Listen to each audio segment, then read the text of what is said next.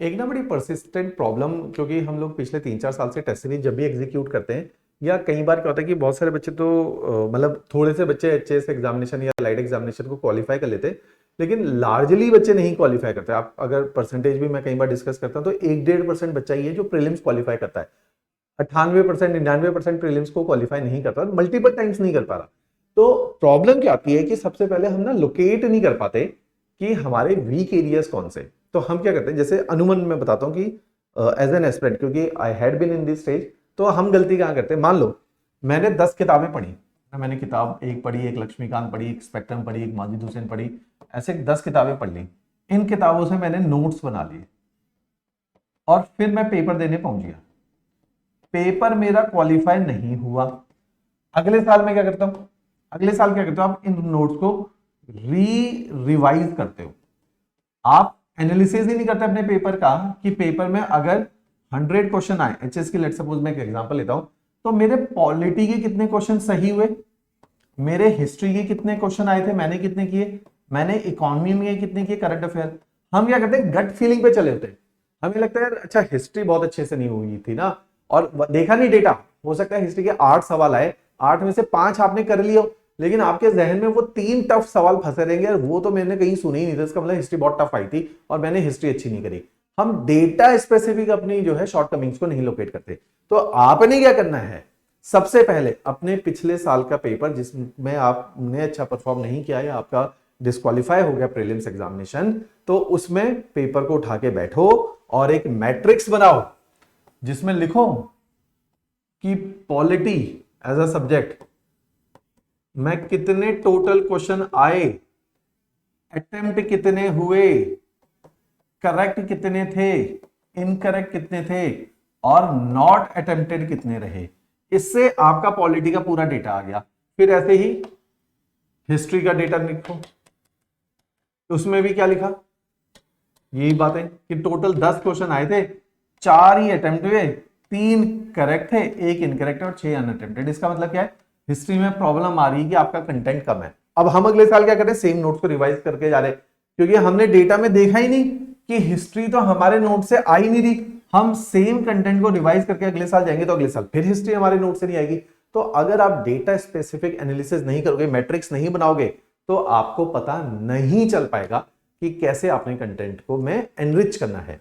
तो प्रॉब्लम क्या है, we are unable to locate our weak areas and we keep on revising the same set of notes every year, and unfortunately हम हर बार paper में खराब perform कर रहे हैं क्योंकि हम अपने नोट्स को अपग्रेड नहीं कर रहे, हम अपनी लोकेशंस को लोकेट नहीं कर रहे। तो हमने इसका, अब कई बार बच्चे आते थे तो हम मान लो मैंने लोकेट कर लिया हिस्ट्री मेरी खराब है, अब क्या करना है, खराब है तो मैंने मान लिया कि बच्चे ना रैंडम बातें करते, 2 करंट अफेयर में 2 क्वेश्चन खराब हो गए, 3 क्वेश्चन ऐसे खराब हो गए, पेपर रुका हुआ है, 70 नंबर आ रहे हैं, 80 नंबर आए, 101 कट ऑफ है, आपको 111 नंबर लाने थे, तो आपका पेपर 10-20 नंबर से नहीं रुका, आपका पेपर 30 नंबर से खराब हुआ है। आप ये मान के चलो, आप एग्जैक्ट कट ऑफ थोड़ी क्वालिफाई करोगे, आप तो कट ऑफ से 8-10 नंबर ज्यादा लाओगे। अगर आपके 90 नंबर आए और कट ऑफ 101 मार्क्स की है, तो आपको 111 लाने थे, तो आपका पेपर 21-22 नंबर से खराब हुआ है। पहले बार हमें यह समझनी पड़ेगी। तो हमें हमेशा कट ऑफ से 10-15 नंबर ऊपर लाने। तो हमें ये देखना है कि एक एक क्वेश्चन जैसे रैंडमली याद कर रहे थे कि ये पेपर में अच्छा ये क्वेश्चन गलत हो गया इसलिए मेरा रह गया, ऐसा नहीं है। आपके 20-30 मार्क्स की कमी है जिसपे काम करना पड़ेगा। तो आज के इस वीडियो में मैं बताऊंगा उनको लोकेट करने का एक प्रोसेस। अब हम एज एन इंस्टीट्यूट कहां हेल्प कर सकते हैं, पहला कि हम लोग लोकेट करने में हेल्प करेंगे, अच्छा वहां कमी रहेगी इसको ऐसे फिक्स कर लो। तो हमने क्या किया, टेस्ट सीरीज हम हर साल चला रहे हैं और इन टेस्ट सीरीज को जिसने निभाया है उन्होंने इस बार भी एचएस और अलाइड में 120-130 मार्क्स गेन किए हैं। अब जिन्होंने नहीं किए हैं वो क्या करें, उन्होंने क्या करना है, इस टेस्ट सीरीज को हमने एक नया इसके अंदर ऐड डाला। जैसे पहला टेस्ट कल से शुरू होगा पॉलिटी का। अब पॉलिटी में हमने क्या किया, हमने पॉलिटी के 5 टेस्ट रख दिए, प्रीलिम्स के 5 रख दिए, मेंस के अगले 20 दिनों के अंदर ये हो जाएंगे, 15 दिनों में। अब हमने क्या किया, पहले टेस्ट का टॉपिक दे दिया constitution of India, historical underpinning, evolution, salient feature, significance, provision including FR, DPSP, FD. तो ये में हमने सिलेबस डाल दिया। अब हम जब प्रीलिम्स का पेपर बनाएंगे तो हमने 50 के 50 क्वेश्चन लिख देंगे ऐसे। और पहला क्वेश्चन, जैसे ये तो सेकंड नंबर के पेपर का एनालिसिस है, हर हमारी जो टेस्ट सीरीज है उसमें इतनी माइक्रो डिटेलिंग है कि पहला क्वेश्चन कौन से टॉपिक से कवर हुआ, constitutional amendment, second question theory of basic structure, constitutional amendment, theory of basic structure. इस तरह से 50 क्वेश्चन हम लोगों ने डाले।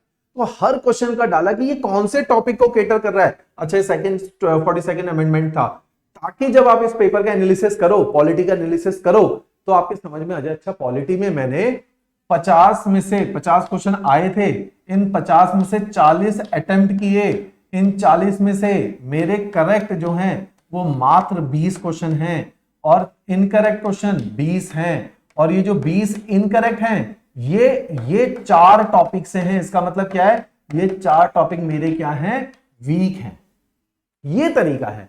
तो आप इस टेस्ट सीरीज के माध्यम से, तो हम एज एन इंस्टीट्यूट क्या बनाते हैं, मैं बार बार इस वर्ड को बोलता, प्रोसेस, हम प्रक्रिया बनाते हैं, हम रास्ता बनाते हैं एज एन इंस्टीट्यूट। आप अपनी शॉर्टकमिंग को पहचानो। देखो, जो तो सिलेक्ट हो रहा है बाय डिफॉल्ट, हमने टेस्ट सीरीज बनाई, उसमें लोगों के 130 आ गए, हमें नहीं पता उसके कैसे आए, लेकिन जिसके नहीं आए उसके 130 कैसे ले जाने, ये हमारा काम है। तो हम लोकेट करवा के दे रहे हैं आपके ये वीक एरियाज।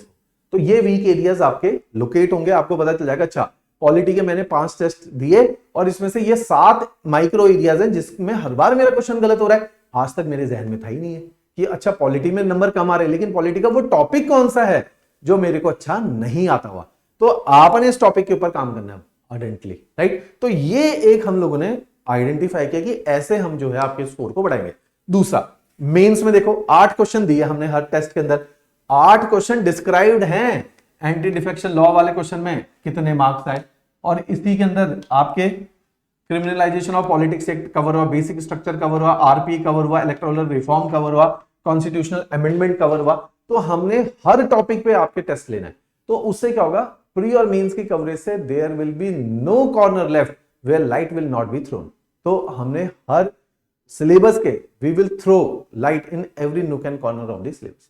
तो ये एक हमने आइडेंटिफाई किया है जिससे आप अपनी शॉर्टकमिंग को लोकेट कर सकते हो। क्योंकि सबसे बड़ा प्रॉब्लम जो आता है बच्चों को बार बार प्रीलिम्स फेल होने के बाद कि आप एक ही नोट्स को मल्टीपल टाइम्स रिवाइज करते हो।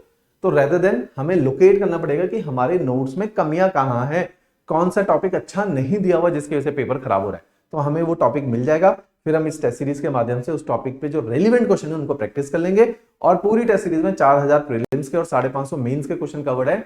इसके बाहर पेपर नहीं जाता। अगर ये टॉपिक आप कवर कर लोगे, इसके बाहर पेपर बिल्कुल नहीं जाएगा। तो ये टेस्ट सीरीज एक प्रोसेस है, एक मीडियम है जिससे आप अपने वीक एरियाज को लोकेट कर सकते हो। और इस टेस्ट सीरीज में आपको ये एक्सेल हर टेस्ट के साथ मिलेगा, ताकि इस एक्सेल को आप भरेंगे और आप देखोगे अच्छा मेरा ये एरिया वीक रह गया, इस पे काम करते हैं, ये एरिया वीक रह गया, इस पे काम करते हैं। इस तरह की टेस्ट सीरीज है जहां आप अपने कमियों को मैप कर पाओगे पहली बार, राइट। तो फर्स्ट टाइम ये टेस्ट सीरीज इस तरह से, हम टेस्ट सीरीज और अच्छा लॉन्च करें इस तरह से पहली बार कर रहे हैं, क्योंकि बहुत सारा बच्चा है जो प्रीलिम्स में फंस रहा है, तो उनको ताकि हम लोग हेल्प आउट कर पाए, राइट। चलिए, थैंक यू।